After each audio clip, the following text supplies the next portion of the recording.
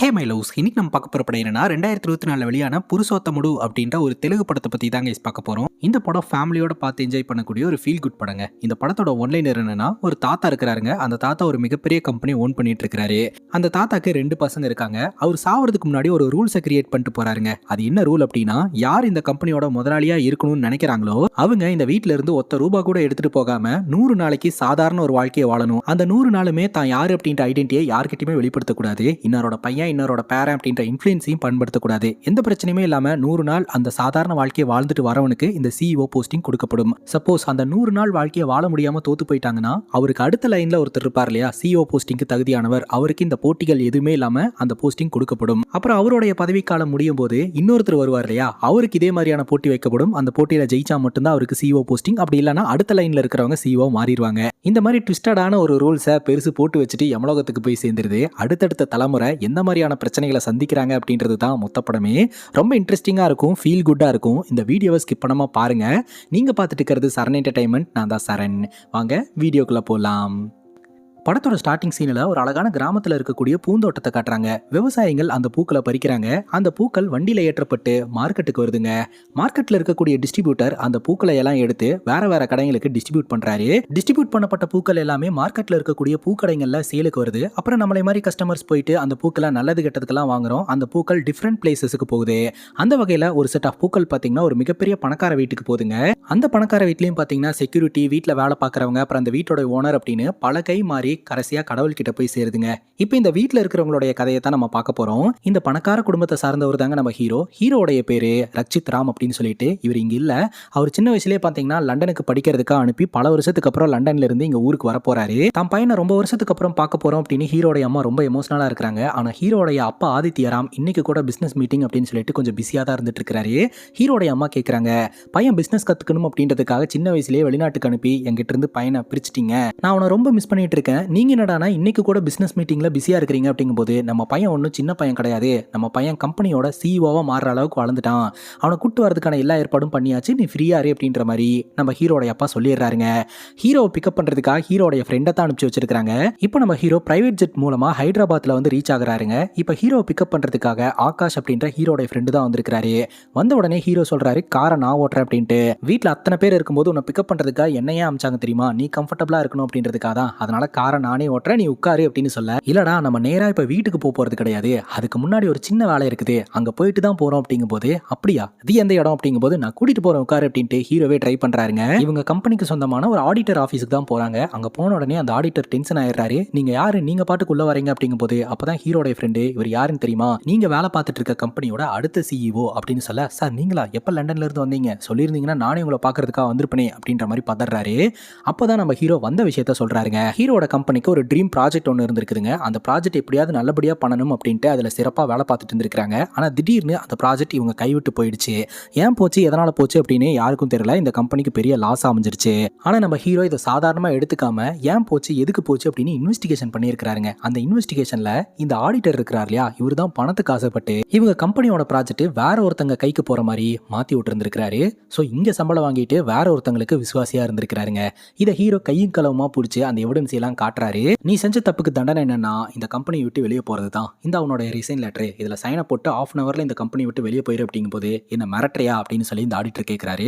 மிரட்டல, நான் டீசெண்டா தான் சொல்றேன், மிரட்டினா வேற மாதிரி இருக்கும் அப்படின்னு சொல்லிட்டு வெளியே வராரு. அந்த நபர் சைன் போடுற மாதிரி இல்லைங்க.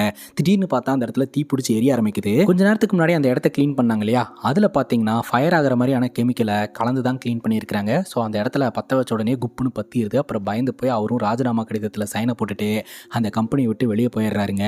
ஹீரோ இந்த கம்பெனியோட நலன்ல ரொம்பவே அக்கறை காட்டக்கூடிய ஒரு நபரா இருக்கிறாரு அப்படின்னு இந்த சீக்வன்ஸ்லயே நம்ம கிட்ட சொல்லிடுறாங்க. இப்போ நம்ம ஹீரோவோட வீட்டுக்கு போறாருங்க. பல வருஷத்துக்கு அப்புறம் தான் பையனை பார்க்குறோம் அப்படின்னு ஹீரோடைய அம்மா ரொம்பவே எமோஷனல் ஆகுறாங்க. மொத்த குடும்பமும் ரொம்ப எமோஷனல் ஆகுது. அதுக்கப்புறம் ஹீரோடைய அம்மா அப்பா எல்லாத்தையுமே பார்த்துட்டு நம்ம ஹீரோ வீட்டுக்குள்ளே நுழையிறாருங்க. இப்போ நம்ம ஹீரோடைய பெரியப்பா பையன் அபேராம காட்டுறாங்க. இவன் அவனோட வீட்டுக்குள்ள நுழையும் போது அங்க நின்றுட்டு இருக்கக்கூடிய செக்யூரிட்டி வணக்கம் சார் அப்படின்னு சொல்றாரு.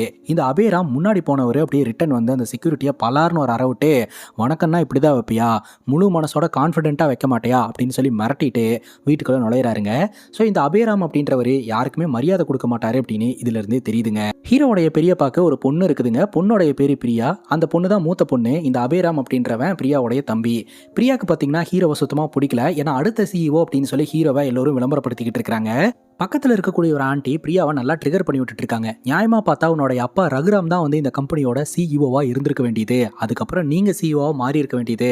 ஆனால் உங்கள் அப்பாவோட இடத்த உன் சித்தப்பா ட்ரிக் பண்ணி பிடிச்சிட்டாரு. இப்போ அவரோட பையனை சிஇஓ ஆக்கணும் அப்படின்னு முயற்சி பண்ணிட்டு இருக்காரு. இதை தடுக்கிறதுக்கு என்கிட்ட பக்காவான பிளான் இருக்குது. அந்த பிளானை உன்னோட தம்பி மூலமா உன்னோட அம்மா கிட்ட சொல்லி எக்ஸிக்யூட் பண்ணணும். அப்படின்னா கண்டிப்பா உன் சித்தப்பா பையன் சிஇஓ ஆகிறத தடுத்து உன் தம்பி சிஇஓ மாறலாம் அப்படின்னு சொல்ல, இந்த ஆண்டி சொல்கிற பேச்சை பிரியா உள்வாங்கிட்டு தம்பிக்கிட்ட இந்த விஷயத்த சொல்லி தம்பி மூலமாக நம்ம ஹீரோடைய பெரியம்மாக்கு இந்த விஷயம் போதுங்க. இந்த ஆண்டி என் குடும்பத்துக்குள்ளே குட்டையை கிளப்பிட்டு இருக்கிறாரு அப்படின்னு பார்த்தோம்னா, இந்த ஆண்டியோட ஹஸ்பண்ட் பார்த்தீங்கன்னா இந்த கம்பெனியில் தான் ஒர்க் பண்ணிட்டு இருந்திருக்காரு. திருட்டு வேலை பண்ணாரு அப்படின்னு சொல்லிட்டு ஹீரோடைய அப்பா இந்த ஆண்டியோட புருஷனை வேலையை விட்டு தூக்கிட்டாங்க. அந்த ரிவெஞ்சை எப்படி தீர்த்துக்கிறது அப்படின்ட்டு பெரியம்மா பசங்களை தூண்டி விட்டுட்டு இருக்காங்க. நம்ம ஹீரோடைய பெரியப்பா வந்து 20 வருஷத்துக்கு முன்னாடி போனவர் வீட்டுக்கு வரவே இல்லைங்க. அவர் காணாமல் போயிட்டாரு. பெரியம்மா தான் வந்து இந்த கம்பெனியோட 50% ஷேரை வந்து ஹோல்டு பண்ணிட்டு இருக்காங்க. இவங்களுக்குள்ள ஃபினான்ஷியலி எந்த பிரச்சனையும் கிடையாது. பதவிக்கு தான் 2 குடும்பமும் அடிச்சுக்கிட்டு இருக்கு. இப்போ நம்ம ஹீரோடைய அப்பாவுக்கு இந்த மீட்டிங் அலாட் வருது. இத்தனை வருஷத்துல முறையா ஹீரோடைய பெரியம்மா மீட்டிங்க்கு கூப்பிடுறாங்க.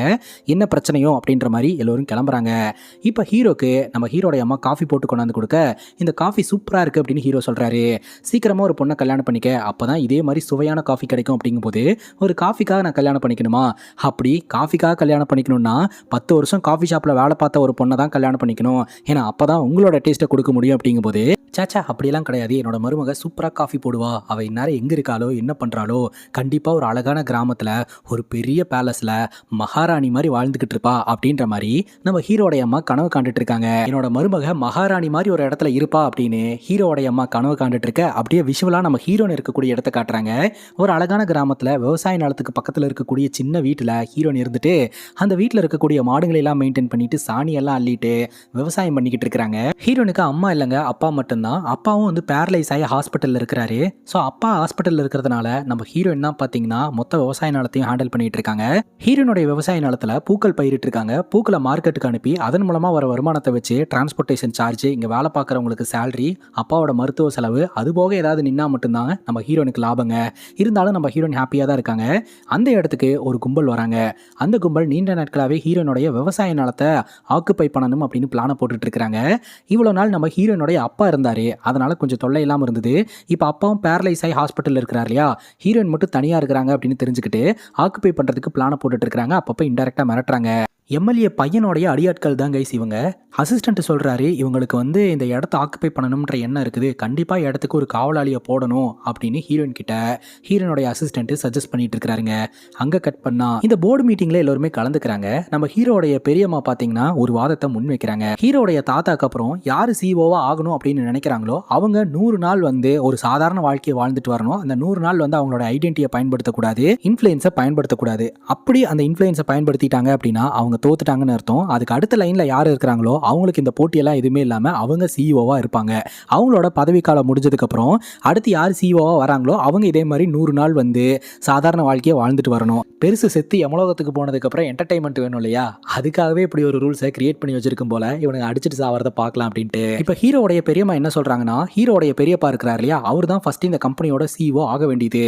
தாத்தா உருவாக்கி வச்சிருக்கிற அந்த ரூல்ஸை ஃபாலோ பண்ணால் மட்டும்தானே இந்த கம்பெனியோட சிஇஓ ஆக முடியும். அதனால நம்ம ஹீரோடைய பெரியப்பா நான் 100 நாள் சாதாரண வாழ்க்கை வாழ்ந்துட்டு வரேன் அப்படின்ட்டு போனவர் ரிட்டர்ன் வரவே இல்லை. 101வது நாள் ஹீரோடைய அப்பா சிஇஓ பதவியில் வந்து உட்காந்து கம்பெனியை நடத்த ஆரம்பிக்கிறாரு. இப்போ வரைக்கும் நல்லபடியாக தான் நடத்திட்டு இருக்கிறாரு. ட்விஸ்ட் என்னன்னா, ஹீரோடைய பெரியப்பா 20 வருஷத்துக்கு முன்னாடி அந்த நார்மல் லைஃபை வாழ்றேன்ட்டு வெளியே போனார் இல்லையா, இப்போ வரைக்கும் வரவே இல்லை. எங்க இருக்கிறாரு, என்ன பண்ணிட்டு இருக்கிறாருன்னு தெரியல, உயிரோட இருக்கிறாரா அப்படின்றதே தெரியலங்க. இந்த நிலையில இப்போ பிரசன்ட் சிச்சுவேஷன்ல ஹீரோடைய அப்பா பதவி காலம் முடியுது. ஹீரோவை சிஇஓ ஆக்கணும் அப்படின்னு ஹீரோடைய அப்பா நினைக்கிறாருங்க. தாத்தா அர்த்தமே இல்லாம இப்படி ஒரு ரூல்ஸை போட்டு வச்சிருக்காரு, இப்போ அதெல்லாம் தேவையில்ல, என் பையன் டைரக்டாவே சிஇஓ ஆகட்டும் அப்படின்னு ஹீரோடைய அப்பா சொல்றாரு. ஹீரோடைய பெரியம்மா மறுப்பு தெரிவிக்கிறாங்க.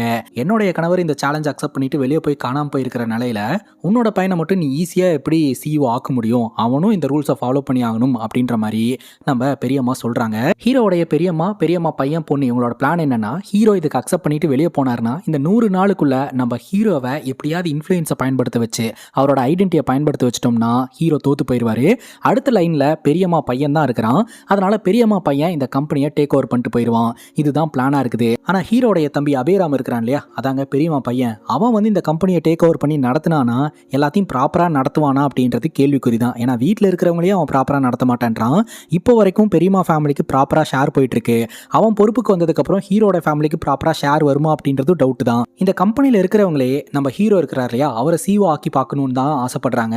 இப்போ ரூல்ஸ் தான் அப்படின்னு பெரியம்மா ஸ்ட்ராங்காக சொன்னதுனால ஹீரோ பார்த்தீங்கன்னா இங்கே சண்டையெல்லாம் வேண்டாம், அந்த ரூல்ஸுக்கு நான் ரெடி, நான் எல்லாத்தையுமே விட்டுட்டு 100 நாள் வெளியே போய் சாதாரண வாழ்க்கையை வாழ்ந்துட்டு வரேன்னு சொல்லிட்டு அவருடைய மொபைல், வாட்ச், வேலெட்டு, ஷூவு, சாக்ஸ் அப்படின்னு எல்லாத்தையுமே கழட்டி வச்சுட்டு போயிடுறாருங்க. லிட்டரலி அவரோட சட்டை பேண்ட் மட்டும்தான் அவர்கிட்ட இருக்குது. வெறுங்காலோடையே அந்த கம்பெனியை விட்டு வெளியே போறாரு. மொத்த ரூபா கூட கையில் எடுத்துக்காம இந்த கம்பெனி விட்டு வெளியேறாருங்க. 100 நாள் இந்த ரூல்ஸ் அண்ட் ரெகுலேஷன்ஸ் எல்லாம் ஃபாலோ பண்ணிட்டு ரிட்டர்ன் வந்துட்டாருன்னா இவர் தான் சிஇஓ. இது கடையில் இவரோட இன்ஃப்ளூயன்ஸையோ ஐடென்டிட்டியோ பயன்படுத்திட்டாரு அப்படின்ட்டா இவருக்கு பதிலாக ஹீரோவுடைய தம்பியான இந்த அபிராம் பெரியம்மா பையன் வந்து இந்த கம்பெனியோட சிஓ ஆகிடுவான். இப்போ பெரியம்மாவோட ஃபேமிலி டிஸ்கஸ் பண்ணிட்டு இருக்காங்க. இந்த அபேராம் சொல்றான், அதெல்லாம் ஒன்றும் பிரச்சனை இல்லை, இவன் போய் ஒரு நாள் கூட இருக்க மாட்டான், ரிட்டர்ன் வந்துடுவான், ஏன்னா லண்டனில் வளர்ந்த புள்ள அப்படின்னு சொல்ல. அப்படியெல்லாம் அவனை அண்டர் எஸ்டிமேட் பண்ணிடாத, நீ தான் ஒரு நாள் கூட வெளியில் இருக்க மாட்டேன், அவனுக்கெல்லாம் நல்ல டேலண்ட் இருக்கு, ஆள் வச்சு அவன் என்ன பண்ணுறான் ஏது பண்ணுறான்றத வாட்ச் பண்ணிகிட்டே இரு அப்படின்ற மாதிரி சொல்லிடுறாருங்க. இப்போ நம்ம ஹீரோடைய அப்பா வீட்டுக்கு போகிறாரு. பையன் வருவான் அப்படின்னு சொல்லிட்டு எதிர்பார்த்து காத்துட்டு இருந்த நம்ம ஹீரோடைய அம்மாவுக்கு பயங்கர அதிர்ச்சி. இத்தனை வருஷமா லண்டனில் வச்சு என்கிட்ட இருந்து பையனை பிரிச்சிட்டிங்க, வந்த உடனே கம்பெனி ரூல்ஸ்ன்னு சொல்லி அவனை என்கிட்ட இருந்து பிரிச்சுட்டே இருக்கிறீங்க அப்படின்னு சொல்லிட்டு பயங்கரமாக அழுகுறாங்க.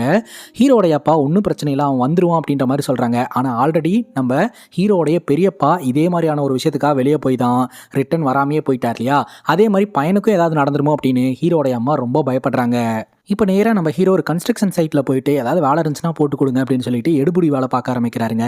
அந்த கன்ஸ்ட்ரக்ஷன் சைட்டில் வேலை பார்க்குற ஒரு அக்காவுக்கு ஹீரோ உதவி பண்ணதுனால அந்த அக்கா லஞ்சு கொண்டு வந்திருப்பாங்க. கொஞ்சம் சாப்பாட்டை ஹீரோக்கு ஷேர் பண்ணும்போது மத்தியான சாப்பாட்டை அங்கேயே முடிச்சுக்கிறாரு. ஈவினிங்கே பார்த்தீங்கன்னா கூலி கொடுக்குறாங்க. அந்த கூலியை வாங்கிட்டு நேராக செருப்பு கடைக்கு போயிட்டு அவரோட காலுக்கு ஒரு செருப்பு வாங்கி போட்டுக்கிறாருங்க. பக்கத்தில் இருக்கிற ஒரு பார்க்கில் போய் படுத்துக்கிறாரு. இங்கெல்லாம் படுக்கக்கூடாது அப்படின்னு அடிச்சு விரட்டி விட நேராக பக்கத்தில் இருக்கிற ரயில்வே ஸ்டேஷனுக்கு போய் வைசாக்கு ஒரு டிக்கெட் வாங்கிக்கிறாருங்க. அது ஒரு சிட்டி தானே, அங்கே போனால் பொழைச்சிக்கலாம் அப்படின்னு சொல்லிட்டு. அப்போ அங்கே ஒரு அம்மா வந்து பேக்கை தூக்க முடியாமல் தவிச்சுக்கிட்டு இருப்பாங்க. அவங்களுக்கு ஹீரோ ஹெல்ப் பண்ணுறாருங்க. அந்த டைமில் இந்த அபேராம் அனுப்பின அடியாட்கள்லாம் வந்து ஹீரோ தேடிக்கிட்டு இருப்பாங்க. ஹீரோ ட்ரெயினுக்குள்ளே ஏறிடுவார். ஹீரோவை அவங்க பார்க்காம மிஸ் பண்ணிடுவாங்க. அப்புறம் இந்த ட்ரெயின் கிளம்பும் போது தான் ஹீரோவை இந்த அடியாட்கள் கவனிச்சு நம்ம ஹீரோவுடைய பெரியம்மா பையனுக்கு இன்ஃபார்ம் பண்ணுவாங்க. இந்த மாதிரி அவரை நாங்கள் மிஸ் பண்ணிட்டோம், ஆனால் அவர் இந்த விசாக் ட்ரெயினில் தான் வந்து போர்டாக இருக்கிறாரு அப்படின்ட்டு. சரி ஓகே, விசாகப்பட்டினத்தில் இருக்கிற யாராவது கிட்ட இன்ஃபார்ம் பண்ணி ஹீரோவை பிடிச்சிடலாம் அப்படின்னு சொல்லி பெரியம்மாவோட ஃபேமிலி முடிவு பண்ணிட்டு இருக்காங்க. ட்ரெயினில் போயிட்டு இருக்கும்போதே ஹீரோ பக்கத்தில் ஒரு லாயர் உட்காந்துக்கிட்டு இருப்பாருங்க. அவர் ஒரு ஸ்டேஷனில் இறங்குவார். அப்போ அவரோட பேக்கை மிஸ் பண்ணிடுவார். உடனடியாக அந்த பேக்கை கொண்டு போய் ஹீரோ கொடுத்துட்டு திரும்பி பார்த்தா ட்ரெயின் கிளம்பிடும். ஸோ ட்ரெயினை மிஸ் பண்ணிட்டாரு. ஹைதராபாத்லேருந்து வைசாக் போகலாம் அப்படின்னு ட்ரெயினில் போர்டாகி ஒருத்தர் பேக்கை மிஸ் பண்ணிட்டாருன்னு அந்த பேக்கை கொடுக்கறதுக்காக போய் பாதிலேயே இறங்கி ட்ரெயினை மிஸ் பண்ணி ஒரு கிராமத்தில் வந்து சேர்றாருங்க. அந்த கிராமத்தில் இருக்கக்கூடிய மார்க்கெட்டில் ஒரு வயசானவரை ஒரு ரவுடி பையை போட்டு அடிச்சுக்கிட்டு இருக்கிறான். என்னாச்சு தாத்தா, யார் அவன், எதுக்கு அவங்கள அடிக்கிறான் அப்படின்னு ஹீரோ கேட்க, நான் ஒரு விவசாயிப்பா, விவசாய நிலத்தில் பூச்சி வந்து எப்படி அந்த பயிரை நாசம் பண்ணுதோ அந்த மாதிரி தான் இந்த ஊரில் இருக்கக்கூடிய எம்எல்ஏவும் எம்எல்ஏவோட பையனும் அவங்க வச்சது தான் சட்டம் அப்படின்னு சொல்லிட்டு ஒன்று இடத்தையெல்லாம் ஆக்குப்பை பண்ணிடுறாங்க. அப்படி இல்லைன்னா அதில் விளையிற பூக்களுக்கு நாங்கள் வைக்கிறது தான் ரேட்டு அப்படின்னு சொல்லிட்டு அடிமட்ட விலைக்கு பூக்களை வாங்கி அளவுக்கு அதிகமாக அமௌண்ட்டுக்கு சேல் பண்ணி அவங்க லாபம் பார்க்குறாங்க. விவசாயிங்க நாங்கள் ரொம்ப கஷ்டப்பட்டுட்டு இருக்கோம்ப்பா. அதாவது வியாபாரிகள் கமிட்டி அப்படின்னு சொல்லிட்டு அந்த கமிட்டியோட ஹெட்டாக இருந்துட்டு எங்களை வெளியும் விற்க விடாமல் ரொம்பவே டார்ச்சர் பண்ணிக்கிட்டு இருக்காங்க, எங்களுக்கு ரொம்ப கஷ்டமாக இருக்குது அப்படின்ற மாதிரி அந்த தாத்தா சொல்கிறாரு. இப்போ அங்கே இருக்கக்கூடிய விவசாயிங்கள்லாம் அந்த எம்எல்ஏவோட பையன்கிட்ட முறையிட்டு இருக்கிறாங்க. எப்பா இந்த ரேட்டுக்கெல்லாம் நீ கேட்டேன்னா எப்படிப்பா கொடுக்குறது, பையன் ஸ்கூல் ஃபீஸ் கட்டணும், அம்மா ஆப்ரேஷன் இருக்குதுன்னு நிறையா சொல்கிறாங்க. அந்த எம்எல்ஏவோட பையன் டேபிள் மேலே கொஞ்சம் பூ வச்சுட்டு, இந்த பூவை நீ சாப்பிடு, நீ சாப்பிட்டு முடிச்சிட்டேன்னா நீ சொல்கிற ரேட்டுக்கு நான் வாங்கிக்கிறேன் அப்படின்றான். அந்த விவசாயி சாப்பிட்றதுக்கு போகிறாரு. எல்லோரும் திட்டுறாங்க, அப்படிலாம் சாப்பிடக்கூடாது, அந்த பூவில் பூச்சி வரக்கூடாதுன்னு சொல்லிட்டு நாம ஸ்ப்ரே பண்ணுவோம், அது உடம்புக்குள்ள போச்சுன்னா பிரச்சனை வேண்டாம் அப்படின்னு சொல்ல அந்த விவசாயி சாப்பிட்றாரு. அப்போ எம்எல்ஏவோட அடியாட்கள் அட்டாக் பண்ணுறாங்க. அந்த இடத்துக்கு வந்து நம்ம ஹீரோ இந்த எம்எல்ஏ பையனோட அடியாட்களை எல்லாம் அடிச்சு போட்டுட்டு, பூ விற்கிறவங்களுடைய கண்ணில் கண்ணீர் இருக்கக்கூடாது, செலிப்ரேஷன்னாலே பூ தான், இந்த பூவை உற்பத்தி பண்றவங்களுடைய மனசுல செலிப்ரேஷன் இல்லைன்னா என்ன அர்த்தம், நியாயமான ரேட்டுக்கு வியி அப்படின்னு சொல்லி ஹீரோ மிரட்டிட்டு அங்கிருந்து கிளம்பிடுறாரு. எம்எல்ஏவோட பையனும் பயந்து போய் ப்ராப்பரா எல்லாத்துக்கும் பிரிச்சு கொடுத்துட்றான். ஆனா இது டெம்பரரி சொல்யூஷன் தான், மறுபடியும் இந்த எம்எல்ஏவோட பையன் பிரச்சனை பண்ணுவான். இப்போ ஹீரோ வந்து அடிச்சுட்டு போயிருக்கிறாரு. ஹீரோ யாருன்றதை கண்டுபிடிக்கணும்னு இந்த ஊர்ல தாஸ் அப்படின்ற போலீஸ் ஆஃபீஸருக்கு போனை போட்டு டீட்டெயிலை சொல்ல, உங்க ஊருக்குள்ளேயே வந்து உங்க மேலேயே வந்து ஒருத்தன் கை வச்சிருக்கானா, உங்களை பத்தி தெரியாத ஒரு ஆளா தான் இருப்பான், நான் பாத்துக்கிறேன் அப்படின்ற மாதிரி இந்த தாஸ் சொல்லிக்கிட்டு இருக்கிறாருங்க. இப்ப பெரியம்மாவோட அடியாட்கள் வைசாக்ல இருந்து கால் பண்றாங்க. நீங்க சொன்ன ட்ரெயின்ல அந்த பையன் வரவே இல்ல அப்படின்னு சொல்ல, அப்போ ஹைதராபாத்ல இருந்து வைசாகுக்கு இடைப்பட்ட எல்லா ஸ்டேஷன்லயும் தேடுங்க, அவனை கண்டுபிடிங்க அப்படின்ற மாதிரி ஆர்டர் போட, நம்ம ஹீரோ பாத்தீங்கன்னா பசியோட நடந்து போய் ஒரு இடத்துல அப்படியே கீழே விழுந்துடுறாரு. ராத்திரி நம்ம ஹீரோன் வீட்டை விட்டு வெளியே வந்து பார்த்தா வாசல்ல எவனொருத்தன் விழுந்து கிடக்குறான். யாரா அவன் நம்ம வீட்டு வாசல்ல விழுந்து கிடக்குறான் அப்படின்ட்டு ஹீரோன் வந்து பாக்குறாங்க. நம்ம ஹீரோ தான். ஹீரோ யாருன்னுலாம் ஹீரோனுக்கு தெரியாதுங்க. ஆனா தொட்டு பார்க்கும்போது ஹை ஃபீவரா இருக்குது. ஸோ ஃபீவர்ல தான் இவன் விழுந்து கிடக்குறான், ஏதாச்சும் உதவி பண்ணுவோம் இல்லாட்டி செத்தே போயிடுவான் அப்படின்ட்டு ஹீரோவை அப்படியே இழுத்துட்டு போய் வீட்டுக்குள்ள படுக்க வச்சு உதவி பண்றாங்க. அப்ப தெரியாதனமா ஹீரோயின் ஹீரோ மேல விழுந்துருவாங்க. அப்ப ஹீரோ கண் முழிப்பாரு, மறுபடியும் கண்ணை மூடி தூங்கிடுவாங்க. ஃபீவர் குறையிறதுக்கு நம்ம ஹீரோன் அவங்களுக்கு தெரிஞ்ச மருத்துவத்தெல்லாம் பண்ணுறாங்க. அப்போவும் ஹீரோ நல்லா தூங்கிடுறாரு. அடுத்த நாள் காலையில் ஹீரோ கண் முழிக்கிறாருங்க. ஆக்சுவலாக அவரோட வீட்டில் எந்திரிச்ச உடனே பெட்டை விட்டு இறங்கி கண்ணை திறக்காமே பாத்ரூம்குள்ளே போவார். அதே பழக்கத்தோடையே எழுந்திரிச்ச உடனே கண்ணை திறக்காம பாத்ரூம் மெஷர்மெண்ட்டோட வீட்டை விட்டு வெளியே வந்து வெளியே உட்காந்துட்டு இருந்த நம்ம ஹீரோனுடைய அசிஸ்டன்ட் மேலேயே உச்சா போக பார்த்துட்றாருங்க. உடனே அங்கே விவசாய நிலத்தில் வேலை பார்க்குறவங்களாம் சத்தம் போட உடனே இவரும் கண்ணு முடிச்சு ஒரே ஓட்டமாக ஓடிடுறாரு. அதுக்கப்புறம் நம்ம ஹீரோனுடைய அசிஸ்டன்ட் நீ யார் எங்கிருந்து வந்திருக்க, உன்னோட பிளான் என்ன அப்படின்லாம் கேட்க, அப்பதான் நம்ம ஹீரோ சொல்றாரு நான் ஹைதராபாத்தை சார்ந்தவங்க அப்படின்ட்டு. ஹைதராபாத்ல நீங்க வந்திருக்கே அப்படிங்கும்போது, இல்லைங்க ஹைதராபாத் பக்கத்தில் இருக்கக்கூடிய ஒரு சின்ன கிராமத்தை சார்ந்தவன், நான் ஒரு அனாதை, இங்கே வேலை தேடி வந்தேன் அப்படிங்கும்போது, இல்லை நீ பொய் சொல்ற அப்படின்ற மாதிரி அசிஸ்டன்ட் கேட்குறாரு. அதுக்கு ஹீரோ சொல்றாரு என்னுடைய அங்கிள் ஆண்டி வீட்டில் தான் இருந்தேன், என்னை போட்டு பயங்கரமாக டார்ச்சர் பண்ணாங்க, அதனால அவங்க கிட்ட இருந்து தப்பிச்சு வந்துட்டேன், ஏதாவது வேலை கிடைச்சுன்னா நல்லா இருக்கும்னு வேலை தேடி வந்தேன், இங்கே ஃபீவரில் விழுந்துட்டேன், சாப்பிட்டு 2 நாள் ஆச்சு, ஏதாவது சாப்பாடு கொடுக்குறீங்களா, சாப்பிட்டுட்டு நான் போகிறேன் அப்படிங்கும்போது நம்ம ஹீரோனு சாப்பாடு கொடுக்குறாங்க. அப்போ தான் ஹீரோனுடைய அசிஸ்டண்ட்டுக்கு ஒரு தாட் வருது, நம்மளும் இந்த ஃபார்மை பார்த்துக்கிறதுக்காக ஒரு வேலைக்காரனை தேடிட்டு இருந்தோம் இல்லையா, இவனை பார்த்தா ஃபார்மை பார்த்துப்பான் அப்படின்னு தோணுது, குறைஞ்ச அமௌண்ட்டை சேலரியாக கொடுத்து இவனையே வேலைக்காரனா போட்டுடலாம் அப்படின்னு அசிஸ்டன்ட் சொல்ல, அப்படியா, ஆனால் ஊர் பேர் தெரியாதவனை எப்படி நான் வந்து போடுறது, எனக்கு ஏதாவது ஆபத்து வந்துச்சுன்னா அப்படிங்கும்போது இவனை பார்த்தா அப்படி தெரில அப்படின்னு அசிஸ்டன்ட் சொல்கிறாரு. சரின்னு நம்ம ஹீரோ கிட்ட இனிமேல் நீ இங்கேயே வேலை பாரு, மாதம் உனக்கு 5000 ரூபாய் சம்பளம், இந்த ஃபார்மை பார்த்துக்கணும் அப்படின்ற மாதிரி சொல்ல ஹீரோ சரின்னு கேட்டுக்கிறாருங்க. இவங்க வீட்டில் இருக்கக்கூடிய பாத்திரத்தை எல்லாம் எடுத்து கொடுத்து எல்லாத்தையும் க்ளீன் பண்ணுங்க அப்படின்னு சொல்ல நம்ம ஹீரோ க்ளீன் பண்ண ஆரம்பிக்கிறாரு. அப்பவே ஹீரோட அசிஸ்டன்ட் பார்த்தீங்கன்னா போய் சாப்பாடு செய்ய அப்படின்னு சொல்ல, சரின்ட்டு ஒரு பாட்டு கிளம்புறாரு. இவருக்கு சாப்பாடெல்லாம் செய்ய தெரியாதுங்க. அப்போ நம்ம ஹீரோன்னு சொல்றாங்க 1 டம்ளர் அரிசி 3 டம்ளர் தண்ணியை வெய்யி அப்படின்னு சொல்ல, நான் வச்சுட்டு வந்துட்டேன் அப்படின்னு இவர் சொல்றாருங்க. போய் பார்த்தா டம்ளரில் வச்சுட்டு வந்திருப்பாரு, சமைச்சிருக்க மாட்டாரு. ஆரம்பத்தில் நம்ம ஹீரோ கிட்ட வீட்டு வேலை தான் கொடுத்து செய்ய சொல்கிறாங்க. இதெல்லாம் எதுவுமே ஹீரோக்கு செய்ய தெரிலங்க. எல்லாத்தையும் போட்டு சொதப்பி வச்சுட்டு தான் இருக்கிறாரு. சரி ஏதாவது எடுபடி வேலை செஞ்சுட்டு இங்கேயே இருக்கட்டும் ஃபார்மை பார்த்துட்டு அப்படின்னு முடிவெடுக்கிறாங்க. அதுக்கப்புறம் ஃபார்மில் போயிட்டு கடப்பாறையை கொடுத்து குழியை தோண்ட சொல்கிறாங்க. இது வரைக்கும் ஒரு கடப்பாறையே பிடிச்சது இல்லைங்க. முறையாக கடப்பாறை பிடிக்கிறாரு, குழி தோன்றாரு, கையெல்லாம் பொத்து போயிடுது. ரொம்ப கஷ்டப்பட்டு வேலை பார்க்குறாருங்க. அப்புறம் ராத்திரி இந்த ஃபார்முக்கு பக்கத்தில் இருக்கக்கூடிய ஸ்டோர் ரூமில் படுத்துக்க சொல்கிறாங்க. அந்த ஸ்டோர் ரூமு தூசியும் குப்பையுமா இருக்கும். இவருடைய ரூமே பார்த்தீங்கன்னா பயங்கரமாக இருக்கும். அப்படிப்பட்ட ஒரு இடத்துல வாழ்ந்துட்டு இப்படி ஒரு ஸ்டோர் ரூமில் வந்து இருக்கணுமா அப்படின்னு சொல்லிட்டு ஃபீல் பண்ணுறாரு. எல்லாம் நல்லதுக்கு தான் அப்படின்ட்டு அந்த ஸ்டோர் ரூம்குள்ளேயே ஒரு போய் படுத்துடுறாரு. அப்படியே ஆப்போசிட்டில் நம்ம ஹீரோ என்ன பண்ணிட்டு இருப்பாரு, ஏது பண்ணிட்டு இருப்பாரு அப்படின்னு சொல்லிட்டு ஹீரோடைய அம்மா ரொம்ப வருத்தத்தில் இருந்துட்டு இருக்காங்க. அடுத்த நாள் காலையில் நம்ம ஹீரோனுடைய அசிஸ்டன்ட் வீட்டுக்கு வந்துட்டு ஹீரோவை பார்த்தா ஹீரோவை காணுங்க. ஹீரோனும் தெரியலான்றாங்க. ஒரு வேளை நேற்று கொடுத்த வேலைக்கே பயந்துட்டான் ஓடிட்டான் போல அப்படின்னு சொல்லி பார்த்துட்டு இருக்க, பார்த்தா நம்ம ஹீரோ இந்த மூங்கில் கட்டையெல்லாம் எடுத்துகிட்டு போய் விவசாய நிலத்தில் ஏதோ ஒன்று பண்ணிட்டு இருக்கிறாரு. என்ன பண்ணிட்டு இருக்க அப்படின்னு சொல்லி கேட்க, ஹீரோனுடைய அசிஸ்டன்ட்டு ஹீரோக்கு நேற்று ஒரு வேலை கொடுத்துருப்பாருங்க. இங்கே இருக்கக்கூடிய செடிங்களுக்கெல்லாம் ஒரு நாளைக்கு 4 வேளை பட்டும் படாமல் தொட்டும் தொடாமல் ஈரப்பதம் இருக்கிற மாதிரி தண்ணி விட்டுட்டே இருக்கணும் அப்படின்ட்டு 4 வேளை தண்ணி விடணுமா அப்படின்னு யோசனை பண்ணிட்டு ஹீரோ இந்த வாட்டர் இரிகேஷன் சொல்லக்கூடிய ஒரு டெக்னிக் இருக்கு இல்லையா, அதாவது இந்த சொட்டு நீர் சொட்டு சொட்டா தண்ணி வந்துட்டே இருக்கும். ஸோ அந்த மாதிரியான ஒரு செட்டப்பை ரெடி பண்ணுறாருங்க. இதன் மூலமாக 4 வேளை ஒரு நாளைக்கு தண்ணி விடணும் அப்படின்றதெல்லாம் கிடையாது. ஸோ சொட்டு சொட்டா தண்ணி வந்து அந்த மண்ணில் இருக்கக்கூடிய தண்ணியை பேலன்ஸ்டாக வச்சு ப்ரொடக்டிவிட்டியை இன்க்ரீஸ் பண்ணுங்க. ஸோ நம்ம ஹீரோக்கு வீட்டு வேலை தான் செய்ய தெரில, இந்த விவசாயமெல்லாம் ஹீரோக்கு நல்லாவே தெரியுதுங்க. ஹீரோ இந்த நிலத்தில் வேலை செஞ்சு கொஞ்சம் கொஞ்சமாக இங்கே இருக்கிறவங்க கூடலாம் அடாப்ட் ஆக ஆரம்பிக்கிறாருங்க. அந்த டைமில் நம்ம ஹீரோயின் பார்த்தீங்கன்னா சுட சுட காஃபி போட்டு காஃபி கப்போட வெளியே வந்து நின்று எல்லாத்திட்டையும் பேசிட்டே காஃபி குடிச்சிட்டு இருப்பாங்க. அந்த காஃபி ஸ்மெல் பார்த்தீங்கன்னா ஹீரோவை தூக்குங்க. அந்த மாதிரி ஒரு காஃபி குடிக்கணும்னு ஆசையாக இருக்கும். அதனால் தப்பாக நினைக்கலனா எனக்கும் காஃபி குடிப்பியா அப்படின்னு சொல்லி கேட்க, காஃபியா அதெல்லாம் தர முடியாது அப்படின்ற மாதிரி சொல்லிடுறாங்க. அந்த ஃபார்மில் வேலை செய்கிற பொண்ணு நான் வேணா உனக்காக காஃபி போட்டு தரட்டா அப்படின்னு கேட்க, அப்போ நம்ம ஹீரோயின் சொல்லுவாங்க என்ன மாதிரி டேஸ்ட்டான காஃபியெல்லாம் போடணும் அப்படின்னா 10 வருஷம் காஃபி ஷாப்பில் வேலை பார்த்துட்டு வரணும் அப்படின்னு சொல்ல, அதே வார்த்தையை நம்ம ஹீரோ அவங்க அம்மா கிட்ட யூஸ் பண்ணியிருப்பார் இல்லையா, அதை நம்ம ஹீரோ நினச்சி பார்த்துட்டு இருக்கிறாரு.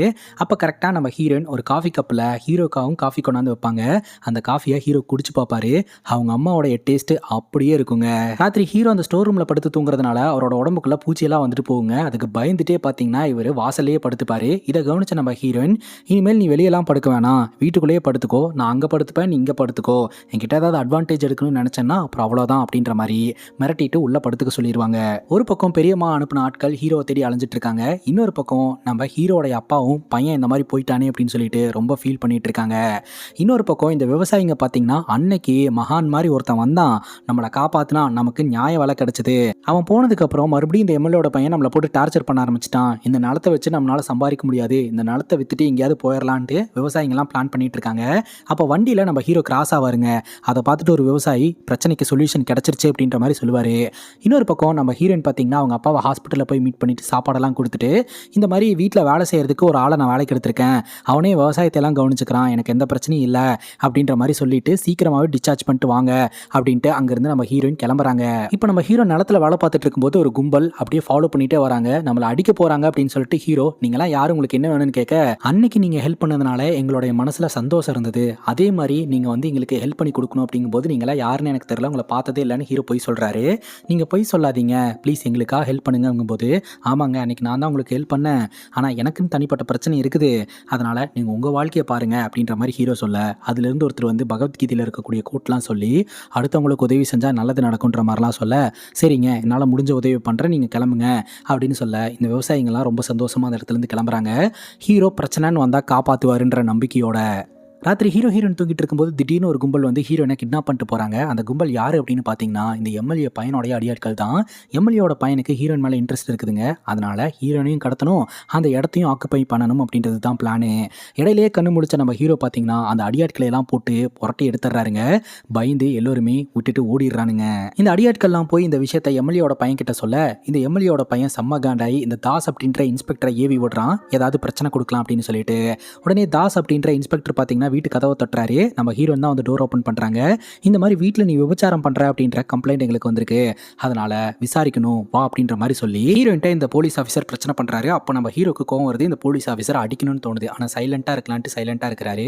நீ வந்து பார்க்க வாட்ட சாட்டமா இருக்கிற, ஆனால் இந்த ஊருக்கார மாதிரியே தெரியல, நீ ஏதோ பிளானிங்கோட தான் இங்கே வந்திருக்கன்னு தோணுது, நட ஸ்டேஷனுக்கு அப்படின்னு சொல்லிட்டு ஹீரோவை அங்கேருந்து அரெஸ்ட் பண்ணிட்டு கூப்பிட்டு போறாங்க. அதே சமயம் இந்த எம்எல்ஏவோடைய பையன் பார்த்தீங்கன்னா ஹீரோ பார்த்துறான், இவன் தான் வந்து அன்னைக்கு மார்க்கெட்டில் வச்சு என்ன அடிச்சது அப்படின்னு சொல்லி போலீஸ் ஸ்டேஷன்லேயே வச்சு ஹீரோட கதையை முடிச்சிடலான்னு அடியாட்களை ஏவி விட்டுட்டு இருக்கிறான். ஹீரோக்கு ஆபத்து அப்படின்ட்டு நம்ம ஹீரோடைய அம்மா பட்டுன்னு வீட்டில் கண்ணு முழிக்கிறாங்க. இப்போ ஹீரோவை ஸ்டேஷனில் இருக்கக்கூடிய செல்லில் அடைச்சிருக்கிறாங்க. அங்கே ஒரு லாயர் பார்த்தீங்கன்னா இந்த தாஸ் அப்படின்ற இன்ஸ்பெக்டரை பார்க்கறதுக்காக வந்துட்டு அங்கேருந்து கிளம்பலான்னு நினைக்கும் போது செல்லுக்குள்ளே இருக்கக்கூடிய ஹீரோ பார்த்து பயங்கரமாக ஷாக் ஆகுறாரு. நீங்களா, உங்களை போய் அடைச்சி வச்சிருக்காங்க அப்படின்னு சொல்லிட்டு அங்கே இருக்கிற கான்ஸ்டபிள்லாம் கூப்பிட்டு நம்ம ஹீரோவை வெளியே கொண்டு வந்துடுறாங்க. ஹீரோ யார் அப்படின்னு கான்ஸ்டபிள் கேட்டா, இந்த வக்கீல் ஒரு பெரிய ஆள், இவங்க அப்பா யாருன்னு தெரியுமா, இவங்க அப்பாவுக்கு மட்டும் இந்த விஷயம் தெரிஞ்சுன்னா அவ்வளோதான் அப்படின்ற மாதிரி பயங்கரமாக பேசுகிறாரு. ஹீரோக்கு பயமாக இருக்குது, என்னடா இது இந்த லாயர் நம்ம யார் அப்படின்ட்டு ஐடென்டிட்டியை வெளிப்படுத்திட்டாருன்னா பெரிய பிரச்சனை ஆயிருமோ அப்படின்ட்டு. உடனே இந்த தாசும் பார்த்தீங்கன்னா ஹீரோவை நீங்கள் போங்க அப்படின்னு சொல்லி அமுச்சு வச்சுட்டு வெளியில் நின்றுட்டு இருக்கிற அடியாட்களையும் அமைதியாக போயிருங்கன்னு சொல்லி மிரட்டி விட்டுறாரு. ஹீரோ என்ன நினைக்கிறாரு அப்படின்னா, போச்சு நம்மளோட ஐடென்டிட்டி என்னன்னு எல்லாருக்கும் தெரிஞ்சு போச்சுன்ட்டு. அப்போ தாங்க விஷயம் தெரிய வருது, இந்த லாயரோடைய பேக்கை தான் நம்ம ஹீரோ வந்து ட்ரெயினில் காப்பாற்றி கொண்டு போய் கொடுத்துருந்துருக்கிறாரு. அதனால தான் அன்னைக்கு அவரோட லைஃப் சேவ் பண்ணப்பட்டிருக்குது. ஏன்னா மினிஸ்டர் சம்மந்தப்பட்ட முக்கியமான டாக்குமெண்ட்டு அந்த பேக்கில் இருந்திருக்குது. அன்னைக்கு ஹீரோ இந்த லாயரோட லைஃபை காப்பாற்றினதுனால இந்த இன்ஸ்பெக்டர் கிட்ட பொய்யா சொல்லி நான் உன்னை காப்பாற்றிருக்கிறேன் அப்படின்ற மாதிரி இந்த லாயர் சொல்கிறாரு. அப்பாடா நம்மளோட உண்மையான ஐடென்டிட்டி இந்த போலீஸ் ஆஃபீஸருக்கு தெரியல அப்படின்னு சொல்லிட்டு எப்படியோ நம்ம ஹீரோ அந்த இடத்த விட்டு வந்துடுறாருங்க. பட் உண்மையிலேயே நம்ம ஹீரோ ஒரு பெரிய கை அப்படின்ற விஷயம் நம்ம லாயருக்கு தெரியாதுங்க. இப்போ நம்ம ஹீரோ பார்த்தீங்கன்னா நடந்தே ஹீரோயின் இருக்கக்கூடிய இடத்துக்கு வந்துடுறாரு. ஹீரோயினுக்கு ஹீரோ பார்த்த உடனே ரொம்ப சந்தோஷம், உன்னை ஏதாவது பண்ணிடுவாங்களோன்னு பயந்தே போயிட்டேன் அப்படிங்கும்போது அதெல்லாம் ஒன்றும் ஆகாது அப்படின்னு சொல்லிட்டு இவங்க ரெண்டு பேரும் சேர்ந்து ரெடியாகி பக்கத்தில் இருக்கக்கூடிய ஒரு கோயில் ஃபங்க்ஷன்லையும் கலந்துக்கிறாங்க. ஆக்சுவலாக நம்ம ஹீரோயின் படித்த பொண்ணு தான். நம்ம ஹீரோனுடைய அப்பா வந்து பேரலைஸ் ஆனதுனால தான் நம்ம ஹீரோயின் இந்த விவசாயத்தை எடுத்து பண்ணிட்டு இருக்காங்க. அப்பா குணமாய் வந்ததுக்கப்புறம் சிட்டிக்கு போயிட்டு ஒரு கம்பெனியில் ஜாயின் பண்ணி வேலை பார்க்கணுன்னு தான் என்னோட ஆசை, நான் போகும்போது உன்னையும் கூப்பிட்டு போகிறேன், உனக்கு ஒரு வேலை வாங்கி தரேன் அப்படின்ற மாதிரி ஹீரோயின் ஹீரோ கிட்ட சொல்லிட்டு இருக்காங்க. வீட்டுக்கு வரும்போது இவங்களோட தோட்டத்தில் வேலை பார்க்குற தாத்தா பார்த்தீங்கன்னா வரவே இல்லை. ஏன் வரலன்னு கேட்கலான்ட்டு போனால் அந்த தாத்தா பெருசாக எதுவும் சொல்லலை. அதுக்கப்புறம் தான் அந்த தாத்தாவோட பேத்தி சொல்கிறாங்க, ஆக்சுவலாக ஒரு நிலங்க, அந்த நிலத்தை சுற்றி இருக்கக்கூடிய இடத்த பூரா இந்த எம்எல்ஏவோட பையன் விலைக்கு வாங்கி அந்த நிலத்துக்கு போரு கரண்ட்டு எதுவுமே வராத மாதிரி பண்ணிட்டான். ஸோ அப்படியே கரண்ட் கனெக்ஷன் வேணும்னாலும் 1 லட்ச ரூபா கட்ட சொல்கிறாங்க. அந்த காசும் இல்லை. அதனால் அந்த பொண்ணோடைய அம்மா அப்பா தற்கொலை பண்ணியே இறந்து போயிட்டாங்க. இப்போ சாப்பிட்றதுக்கே சாப்பாடு இல்லாமல் ரொம்ப கஷ்டப்பட்டுட்டு இருக்கோம் அப்படின்னு சொல்ல ஹீரோ அவர் சம்பாரிச்ச, அதாவது ஹீரோயின் கிட்ட இருந்து சேலரியாக வாங்கின அமௌண்ட் அப்படியே கொடுத்துட்டு அந்த இடத்துலேருந்து வந்துடுறாருங்க. ஹீரோக்கு மனசு மனசே கேட்க மாட்டேது. ஹீரோ ஒரு லக்ஸரி லைஃப்பை வாழ்ந்துட்டு இருக்கிறாருங்க. சொடக்கு போட்டால் எல்லாமே இவரோட டேபிளுக்கு வந்துடும். ஆனால் இங்கே பார்த்தீங்கன்னா 2 நாளைக்கு ஒருக்கா 3 நாளைக்கு ஒருக்கா சாப்பிட்றவங்க இருக்காங்க. ஸோ அவங்களோட கஷ்டத்தை போக்கணும் அப்படின்னு நினைக்கிறாரு. ஃபர்ஸ்ட் ஆஃப் ஆல் இந்த தாத்தாவோட கதையை தெரிஞ்சுக்கிறாரு.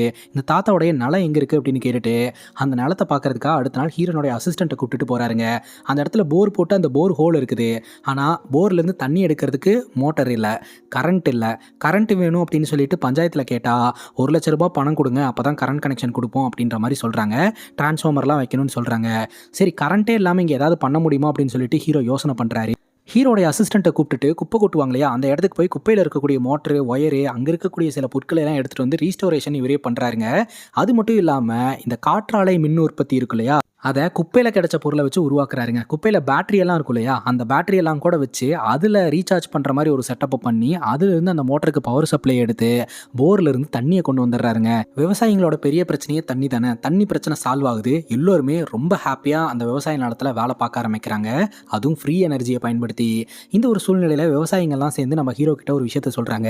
இந்த எம்எல்ஏ மற்றும் எம்எல்ஏவோட பையன் சேர்ந்துக்கிட்டு தான் இந்த கிராமத்தையெல்லாம் இப்படி சீரழிச்சுக்கிட்டு இருக்கானுங்க, இடத்த ஆக்குப்பை பண்ணுறானுங்க, கரெக்டான ரேட்டு வைக்கிறது இல்லை, எங்களுக்கு ரொம்ப கஷ்டமா இருக்குது, இவனுங்க இல்லனாலே போதும், நாங்கள் சந்தோஷமா இருப்போம் அப்படின்னு சொல்ல இப்போ நம்ம ஹீரோ என்ன பண்றாருன்னா, விவசாயம் சம்பந்தப்பட்ட குறை தீர்ப்பு டிபார்ட்மெண்ட் எல்லாம் இருக்கும் இல்லையா, அந்த டிபார்ட்மெண்ட்ல இருக்கிற எல்லா அதிகாரிகளுக்கும் லெட்டர் அனுப்புறாரு. அந்த லெட்டர் பார்த்தீங்கன்னா பிரைம் மினிஸ்டர் கிட்டே போய் சேருதுங்க. பிரைம் மினிஸ்டர் பார்த்தீங்கன்னா டைரக்டா போய் ஒரு கமிட்டி வச்சு விவசாயிகளை மீட் பண்ணி அவங்களுக்கு என்ன பிரச்சனை அப்படின்றத பார்த்து சால்வ் பண்ணிட்டு வாங்க அப்படின்ற மாதிரி சொல்லிடுறாங்க.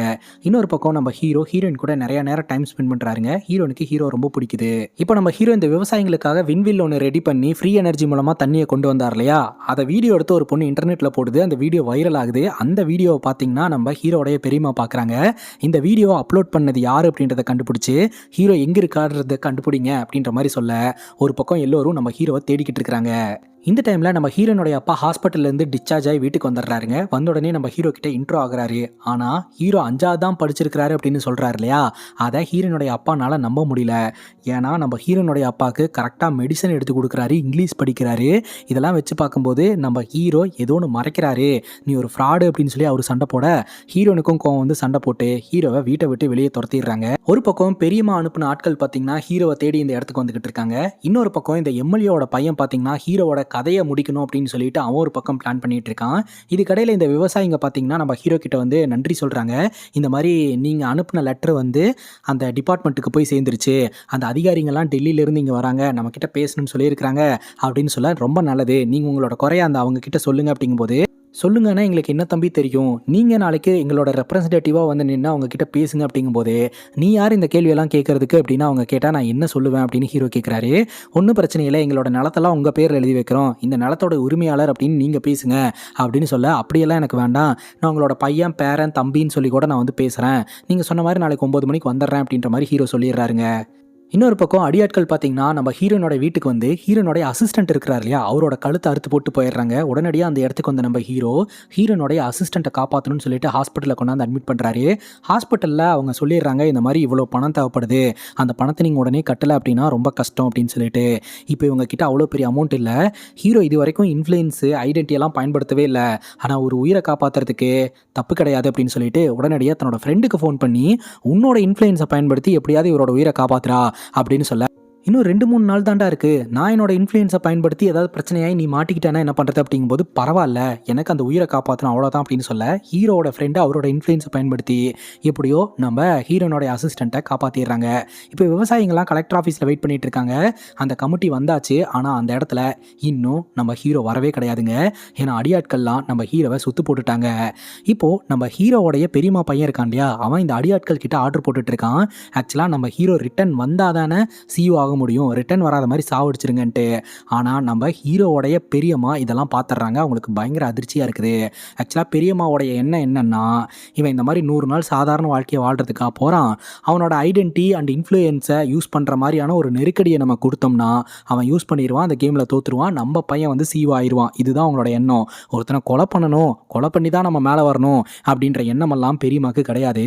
பையன் இப்படி ஒரு மோசமான ஆளாக மாறிட்டான் அப்படின்னு சொல்லிட்டு பெரியம்மாக்கு பயங்கர அதிர்ச்சியாக இருக்குதுங்க. பையன் கிட்ட கேட்டால் பையன் சண்டைக்கு நிற்கிறான், நீ என்ன பெத்தையா இல்லை அவனை பெத்தையா, அவனுக்கு சப்போர்ட் பண்ணிட்டு இருக்க அப்படின்ட்டு. இப்போ இந்த விவசாயிங்கள்லாம் கலெக்டர் ஆஃபீஸில் வெயிட் பண்ணிட்டு இருக்காங்க. இந்த சூழ்நிலையில் அந்த எம்எல்ஏவும் எம்எல்ஏவோட பையனும் வராங்க.